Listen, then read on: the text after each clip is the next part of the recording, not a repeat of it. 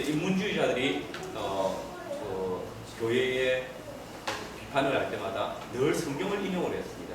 사실 인문주의는 양날의 검이었습니다. 그들은 로마 교회를 비판하기 위해서 글을 썼습니다. 그래서 교회가 심각하게 타락한 것에 대해서 글을 쓰고 이것이 어떻게 보면 교회를 회복시키는 전도가 되겠죠. 칼빈이 파리 대학의 자기 친구 욥이 총장으로 취임할 때 취임사를 칼빈이 써줬다고 하잖아요. 그 써줄 때 파리 대학에서 쫓겨났던 이유가 에라스무스의 글과 글리프의 글을 인용했기 때문입니다. 이단 시되어지던 그 글들을 읽고 그것을 인용했기 때문에 쫓겨났다고 하거든요. 그만큼 로마 교회는 사람들이 글을 읽고 그 글에 대해서 이성을 가지고 쓰는 글들에 대해서 굉장히 민감하게 반응했던 모습들을 볼 수 있습니다. 그리고 말씀이 사라진 예배 안에서 미사가 자리를 잡았습니다. 아까도 말씀드렸지만 미사는 예배가 아닙니다. 거기는 예전을 따라서 예전서를 읽어주고 그 예전서의 마지막에는 떡을 나누어주는. 그래서 더 이상 하나님의 말씀이 교회 안에서 선포되지 않는. 그러니까 거의 천년 가까이 하나님의 말씀이 교회 안에서 사라져버렸다라고 보면 됩니다. 그러니까 교회가 쇠퇴할 수밖에 없고 또 말씀에서 멀어졌으니까 타락할 수밖에 없고 또 교황들이나 교회 직분자들이 세속화되어졌기 때문에 교회도 심각하게 타락할 수밖에 없었다. 그런 모든 환경들이 다 되어져 있었다는 것을 볼 수 있습니다. 그리고 로마 교회가 가장 범한 죄악 중에 가장 큰 것이 뭐냐면 사람들을 하나님의 말씀 밖으로 이끌어갔다는 겁니다.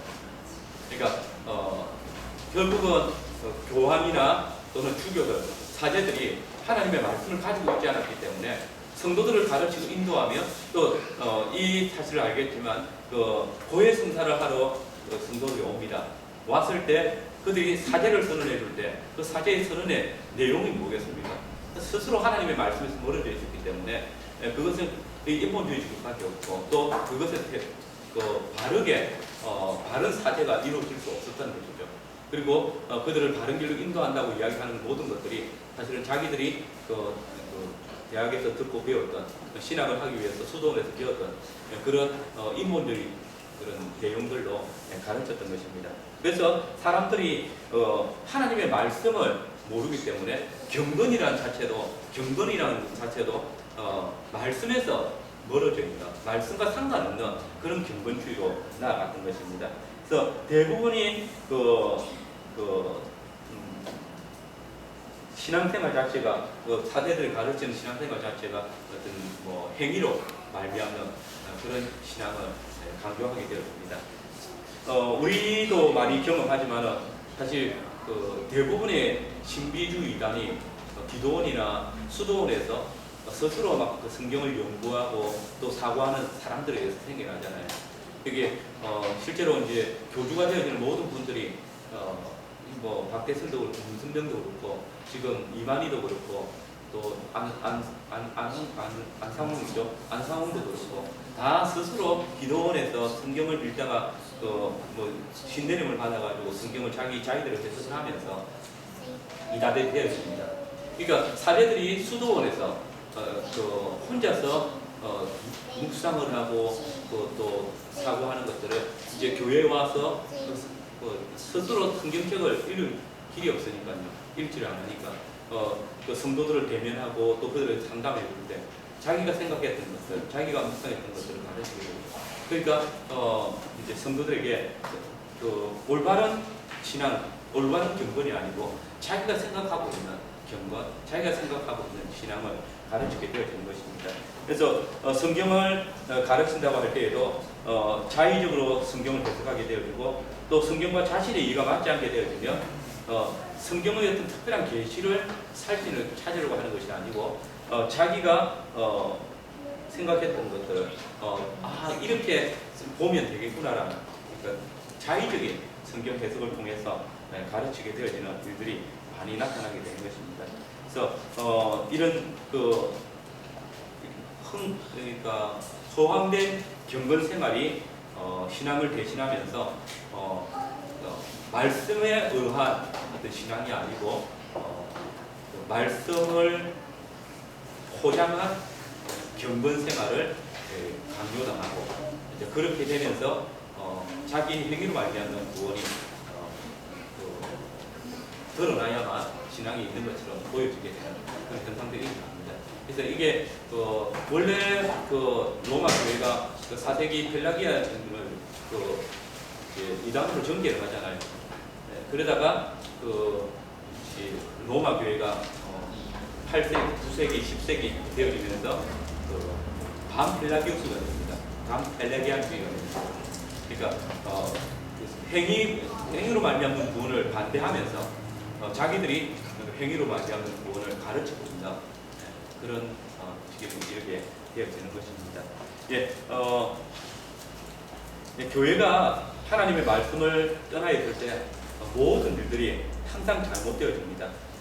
교회가 말씀에 의해서 세워지기 때문에 말씀이 변질되어지면 교회도 변질됩니다.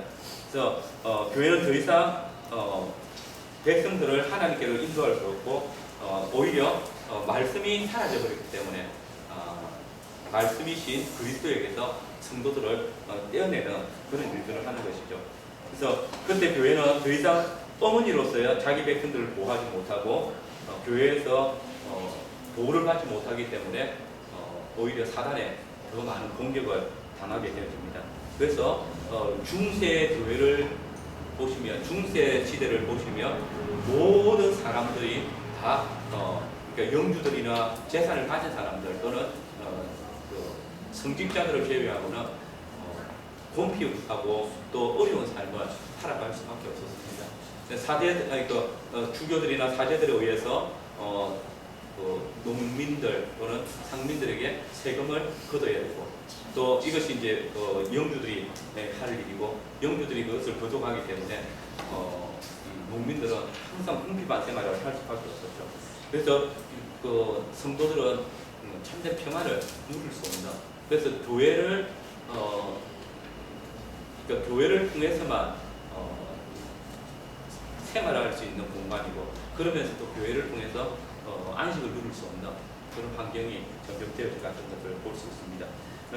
중세 시대는 어떻게 보면 교회가 그리스도에서 점점 멀어져가는 그런 행위들만 행동들만 했던 것을 보여줍니다. 그래서 교회가 점점 쇠퇴해가는 그런 세대였습니다. 그래서 교황권이 최고조에 이르렀던 BC 한 몇시 해놨는지 모르겠는데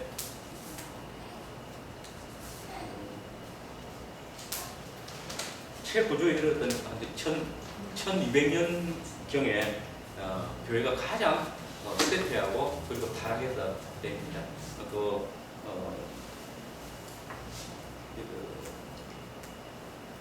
교회 충세 교회 안에는 순수한 하나님의 말씀이 없었고 그래서 오히려 교회가 신속하게 타락의 길을 가게 되어지고 그렇기 때문에 어찌 보면 하나님께서 바로 이 일을 계획하고 계셨던 것으로 보여집니다.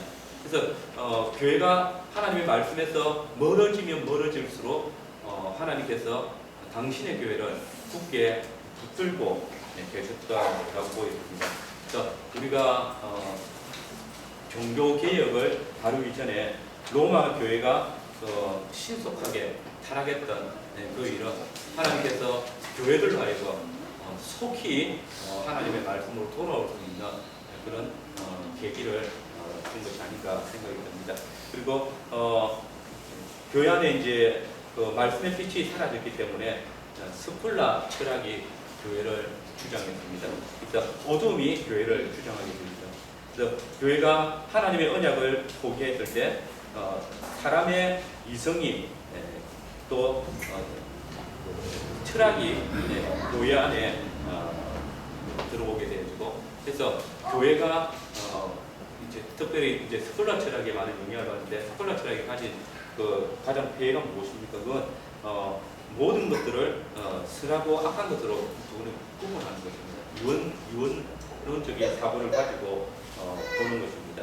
그래서 좋고 잘 되는 것 또는 상위에 이르는 것들은 다 선한 것이고 그 하위에 있는 것은 악한 것이고 그렇죠. 특별히 우리가 잘 아는 안셀무스라는 분도 이원론을 가지고 교회를 판단했습니다. 하나님조차도 하나님의 존재에 대해서 이야기를 할 때 하나님께서 실제로 존재하지 않으시면 우리의 마음속에도 신이 없을 것이다. 우리 마음속에 신을 찾는 이유는 하나님이 계신 증거다.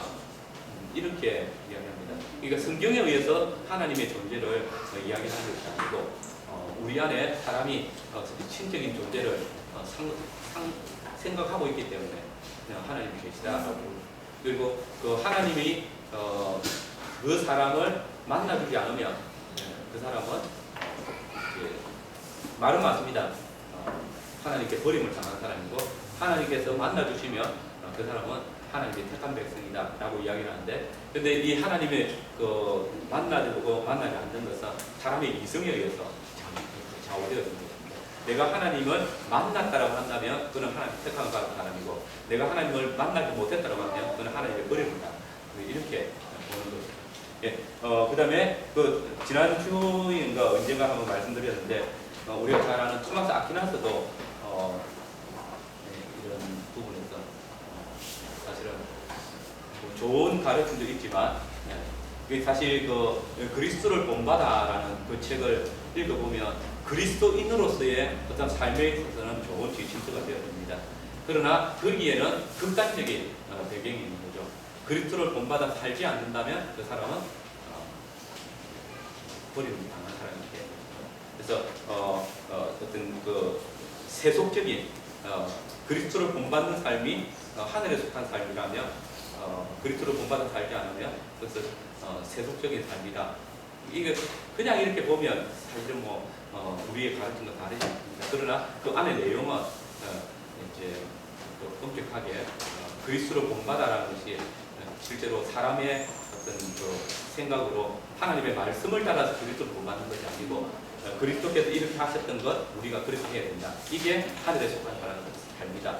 이제 그런 이해를 가지고 가르쳐 드렸습니다. 그리고 성례전이 우상 숭배가 되어져 버렸습니다. 성세성사 우리말로 하면 세례입니다. 세례인데 세례가 이 하늘에 들어가는 문이죠. 우리도 하나님의 백성이 되는 표로서 세례를 배우지 않습니까? 그런데 이 세례를 이제 세례를 받지 않으면 천국에 들어갈 수 없다. 구원을 받지 못한다라고 가르칩니다. 그래서 세례가 하늘의 문이 되어버렸습니다. 마치 바벨탑 사건을 우리가 생각해 본다면 바벨탑을 쌓아서 하나님께 우리가 나아갈 수 있다고 생각하는 것처럼 로마 교회는 이 세례를 사람에 의해서 천국 문을 열고 닫을 수 있는 그런 권한이 있는 것으로 생각을 했던 것입니다. 그래서 사제들이 세례를 주면 천국 문이 열리는 겁니다. 그래서 죽기 직전의 사람이라도 누군가 의해서 세례를 받으면 그 사람은 하늘에 속하는 것이죠. 이제 그걸 일반적으로 대리 세례라 해서 대세라고 이야기하는데 대리 세례가 13세기, 14세기 때는 엄청나게 유행이었습니다. 그때가 13세기, 14세기 때 가장 심각하게 있었던 게 뭡니까? 면제부 판매잖아요. 면제부 판매를 위해서 대리 세례를 굉장히 많이 허용을 했죠. 그래서 어떤 사람이라도 그러니까 세례를 받으면 이제 지금 죄를 엄청나게 많이 짓고 죽어도 세례를 받고 죽으면 지옥에 가지 않죠. 지옥에 가지 않으면 어디 있겠습니까? 연옥에 있겠죠. 연옥에 있으면 헌금을 바치면 거기서 다시 하늘에 올라갈 수 있는 길이 되는 거죠. 그래서 로마 교황이 베드로 성당을 짓기 위해서 면제부를 판매했다는 면제부는 사실 그 이전에도 판매되었습니다. 그러니까 십자군 전쟁 때 11세기, 12세기 때 십자군 전쟁 때도 십자군 전쟁이 있으면 일어나는 일들이 있죠, 그죠? 전쟁에 나가면서 집을 떠나 있기 때문에 성적인 범죄가 많이 일어나고 또 도둑질을 많이 하게 됩니다. 그리고 이제 그것들을 사죄해주기 위해서 면접으로 판매했습니다. 그러니까 그런 일들이 있었는데 이게 이제 십자군 전쟁이 끝나고 나서는 교회 안에서 누구를 줬는데 다시 13세기 이후부터 성당을 만들기 위해서 면접으로 판매하게 됐습니다. 이게 오늘 한국 교회 목회자들이 자기 목회의 지상의 목표가 뭔지 압니까? 예배당도 주기거든요. 근데 일반적으로 주교들이나 또 교황들이 가지고 있었던 생각도 그거예요. 뭐죠? 예배당을 하나 짓는 거였습니다. 그래서 그것을 짓는 게 자기들의 직분적 사역의 목표였기 때문에 그것을 하기 위해서 면죄부를 판매하게 됩니다. 그러니까 13세기, 14세기 때 면죄부 판매가 확 늘어났던 이유는 면죄부 판매가 확 늘어났던 것이 아니고 이 대리 세례가 늘어났던 이유는 바로 이런 데 있습니다. 그래서 실제로 이제 아이가 태어나다가 죽게 되어지면 산모 또는 아이를 받는 유모라도 바로 세례를 해줄 수 있습니다. 그리고 그 아이의 그걸 위해서 헌금을 이제 면죄부를 사주는 겁니다. 또 이런 일들이 일어날 그러니까 이 성세성사 세례가 죄를 사해주는 능력으로 이해되어지고 그 다음에 여기서 하늘에 들어가는 문으로 여겨졌던 것입니다. 그리고 두 번째는 화채설입니다. 성찬이죠. 세례뿐만 아니고 성찬도 심각하게 타락을 했습니다. 사실 우리가 흔히 생각할 때 로마 교회 하면 4세기부터 로마 교회, 로마 카톨릭이라고 부르잖아요. 근데 이 화채설이 교회 안에서 결정된 것은 1200년대입니다. 토마스 아퀴나스에 의해서 되어졌습니다. 지난번에 제가 말씀드렸는지 모르겠는데, 그래서 이게 문제가 가장 심각한 문제가 뭐냐면 왜 여기 가공스러운 아주 공포스러운 공포를 만들어내는 그런 교리냐 하면 예수님을 매일 죽이는 겁니다. 그렇죠? 화채설이잖아요. 그 뜻 자체가 이제 그리스도의 살이 되고 그리스도의 피가 되고 그리고 그것을 바로 잘라서 먹어야 됩니다. 매일 그렇게 예수님을 죽이는 것이죠. 그래서 이게 사실 화채설에 대해서는 12세기까지 그의 성찬에 대해서 화채설의 주장보다는 공제설에 가까웠습니다. 물론 이제 잔을 주지는 않았죠. 이게 성찬에서 성도들에게서 잔을 빼앗아간 것이 언제인지는 정확하지는 않습니다. 그러면 성도들에게 잔을 처음 제공한 건 누굴까요? 종교개혁으로. 아까 그림자 안 본 사람 있습니까? 승배를 돌렸는데 이게 양푸스입니다. 푸스파를 승배파라고 이야기합니다. 아까 잠시 그림 본 적이 있죠, 그죠? 여기 보면 푸스파는 푸스파 교회 앞에는 항상 이 승배가 이렇게 그려져 있습니다. 그러니까 성찬 잔이 그려져 있는데 그것은 푸스파에 의해서 성찬이 성도들에게 포도주가 성도들에게 돌려졌기 때문입니다. 그래서 그 전까지는 사제들만 포도주를 마셨다는 것을 알려져 있습니다. 미사가 진행되는 동안에 떡이 실제로 그리스도의 몸으로 변하고 포도주가 정말로 그리스도의 피로 변하여 그렇기 때문에 예수님께서 단번에 자기를 드림으로써 희생을 함으로써 제사가 이제 계속 사제들에 의해서 매주일 다시 예수님이 희생되어지는 예수님을 죽이는 그런 일들이 일어났다는 것입니다. 네. 그 다음에 고해 성사는 가공되어진 세상을 만드는 것이 되었습니다. 그러니까 7개 성사를 다 이제 취급을 하려고 했었는데 다 살피는 사실 견진 성사 이런 것들은 우리 직분자 임직식 하잖아요. 또 혼인 성사 같은 경우 우리 결혼식 할 때 거의 비슷하거든요. 그래서 그런 것들은 뭐 좀 차이 있는 것들은 괜찮기 때문에 고해성사 같은 경우는 실제로 그 고해성사에 의해서 연옥에 나오게 됩니다. 성인들이 1200 몇 년도인지 모르겠는데 종교회의에서 성인들은 무조건 1년 1차 이상 사계에게 나아가서 고해성사를 해야 된다는 그런 법이 정해졌습니다. 그래서 이들을 지키지 않으면 남녀를 물어나고 성별된 땅에 들어갈 수 없다라고 했습니다. 그래서 이단들을 다룰 때도 이렇게 결정을 했는데 일상생활에서 이게 모든 사람들이 범죄를 하게 되고 범죄했을 때 죄를 지었다는 것에 대해서 기준을 가지게 되어지면 사제 앞에 나가야 됩니다. 근데 사제들은 거기에 사제를 선언해주고 그 다음에 그 사제를 선언해주는 것과 함께 가령 제가 누군가의 죄를 제 죄를 이야기할 때 누군가의 죄도 같이 드러납니다. 그러니까 자기와 같이 범죄한 사람이 나타나잖아요. 근데 그 사람의 죄도 드러냅니다. 예, 그러니까 그러면 이 사람이 사제를 내가 고해 성사를 했는데 그 고해 성사를 하면서 하지 않았던 사람이 오지 않으면 그 사람은 시리를 받게 되겠죠. 그래서 약속의 땅에 들어갈 수 없다라고 이야기를 하죠. 그래서 그 사제가 그를 불러서 직접 이야기를 하고, 그래서 내가 당신을 약속의 땅으로 인도하기 위해서 당신을 불러서 하고 있다는 그러다가 어떤 사람이 죽었을 때 그 죽은 자의 아버지가 죽었을 때 아버지가 지은 죄를 회개하지 못하고 죽었으면 그것에 대해서도 아들이 이야기합니다. 그러면 약속의 땅에 들어갈 수 있는 그런 기초를 마련했습니다. 당신의 아버지가 지금 자기를 정결하게 하기 위해서 연옥에 있고 그 연옥에서 연옥이라는 게 이제 뭐라냐면 정결케 되어지기 위해서 있는 장소입니다.